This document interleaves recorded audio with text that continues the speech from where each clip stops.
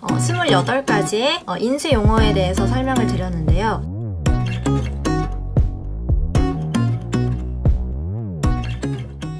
안녕하세요, 랑이 언니입니다. 지난주에 디자인 용어에 대해서 영상을 올렸었는데요. 이번 주에는 출판, 인쇄 쪽 상담을 진행하면서 들을 수 있는 인쇄 용어에 대해서 알아보도록 하겠습니다. 지난주 디자인 용어들의 특징은 영어 단어들이 많이 등장을 했었어요. 그런데 반면에 인쇄 용어는 일본어 발음들도 많이 들리실 거예요.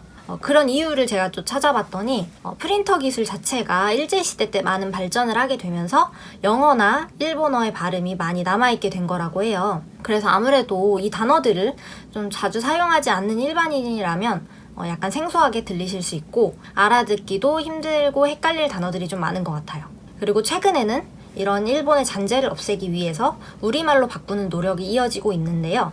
그렇지만 아무래도 오랜 시간 사용이 되었던 단어들이고 빠르게 흘러가는 현장에서 갑자기 통상적으로 사용하던 언어를 한순간에 바꾸기란 좀 쉽지가 않아서 아직까지는 어려운 점이 많은 것 같습니다.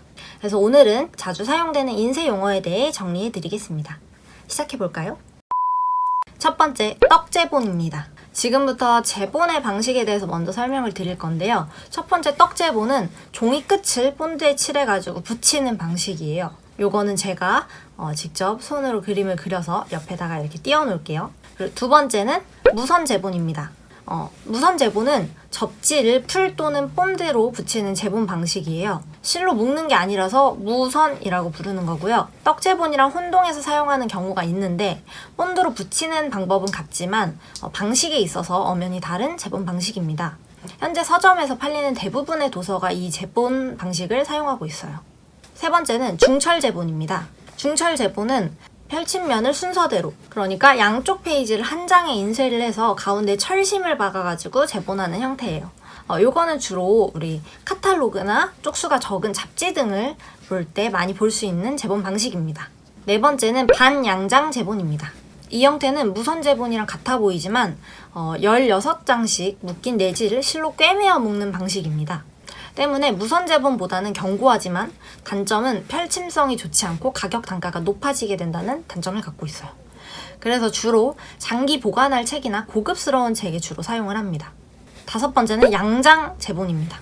양장은 서양에서 들어온 하드커버 형식의 제본 방식을 통틀어서 일컫는 말인데요. 제본 방식 중 가장 튼튼한 형식입니다.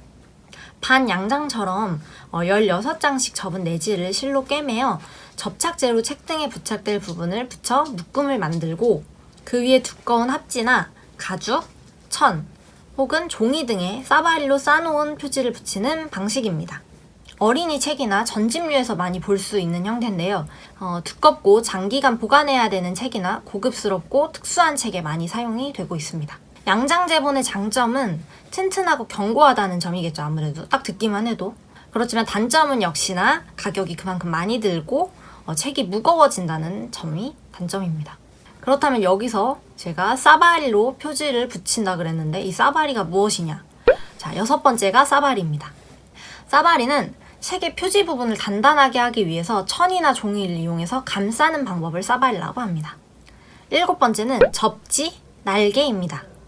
아까 두 번째 무선 제본에서 접지를 본드로 붙이는 제본 방식이라고 설명을 드렸었는데요. 표지나 내지에 접혀있는 부분을 접지라고 해요. 그래서 이제 표지에 붙어있으면 표지 날개, 내지에 붙어있으면 내지 날개, 그리고 대체로 앞날개에는 저자의 소개가 들어가 있고 뒷날개에는 이제 출판사에 대한 광고가 실려있는 게 대부분입니다. 제가 갖고 있는 책 중에 예를 들어볼게요. 요거 있네. 요거. 그러니까 저희 학교 교수님이 썼던 책인데 여기 이렇게 접지가 있네요. 표지에. 그리고 여기 이제 저자에 대한 설명이 있고 뒤에는 이제 출판사 소개보다 이 책은 이제 이 책의 목차가 이렇게 나와 있네요. 요거를 접지 아니면 날개 이렇게 부릅니다. 그리고 여덟 번째는 돈땡입니다. 돈땡은 인쇄물의 앞과 뒷판을 판으로 해서 앞뒤를 같은 하나의 판으로 프린트하는 것을 돈땡이라고 합니다. 자, 아홉 번째는 세네카. 세네카는 책을 꽂으면 보이는 책 등을 세네카 부분이라 그래요. 요렇게. 그러니까 책 표지를 디자인했는데 뭐 세네카를 몇으로 해주세요 하고 뭐 1cm로 해주세요 이러면은 이제 요 부분, 요 앞, 뒤 표지 가운데 있는 이 세네카 부분, 여기를 이제 세네카라고 합니다. 자, 10번째는 별색입니다.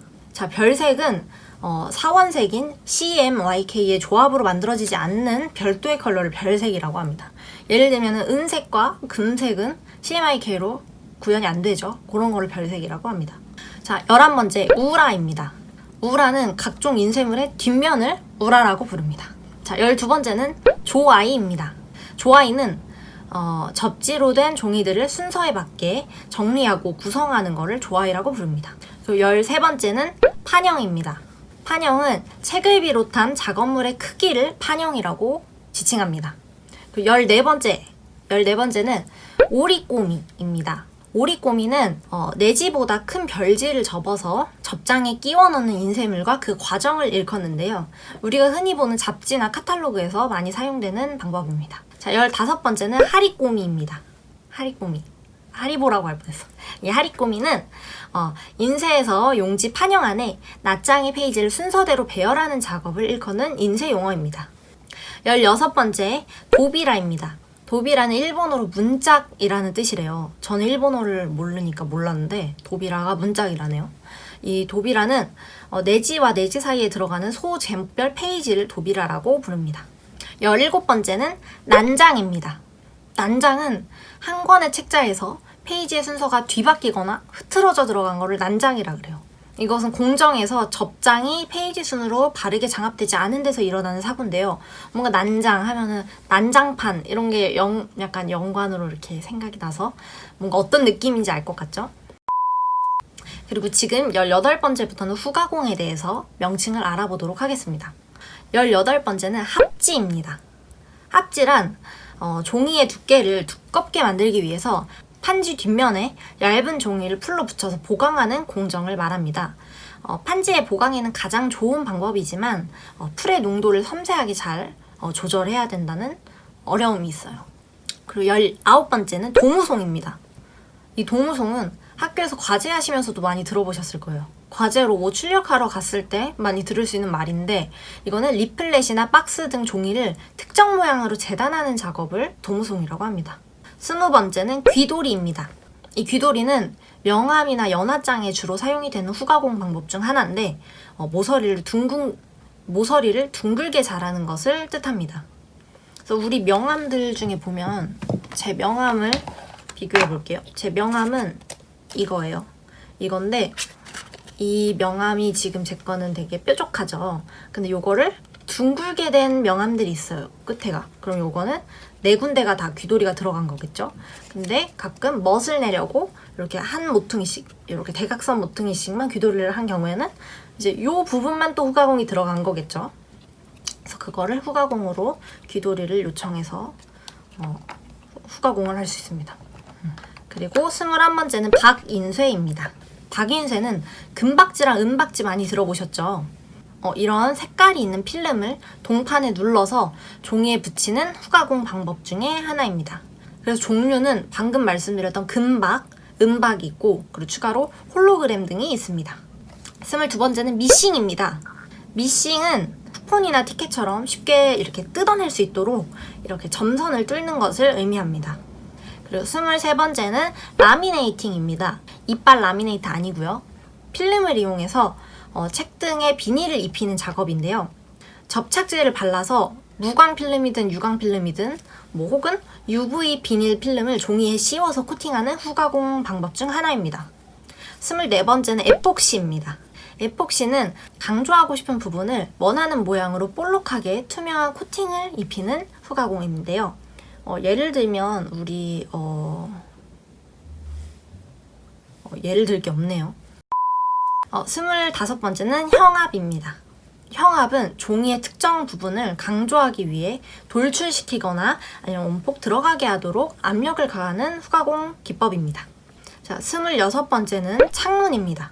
창문은 봉투나 패키지 디자인 시 내용물이 보이도록 투명한 필름이나 비닐을 덧댄 걸 창문이라고 합니다. 그리고 27번째는 오시입니다. 오시는 누름 자국 혹은 인쇄압이라는 뜻인데요. 종이가 잘 접히도록 접히는 부분에 이 선 부분대로 압축을 주는 누름 자국을 주는 그런 후가공입니다.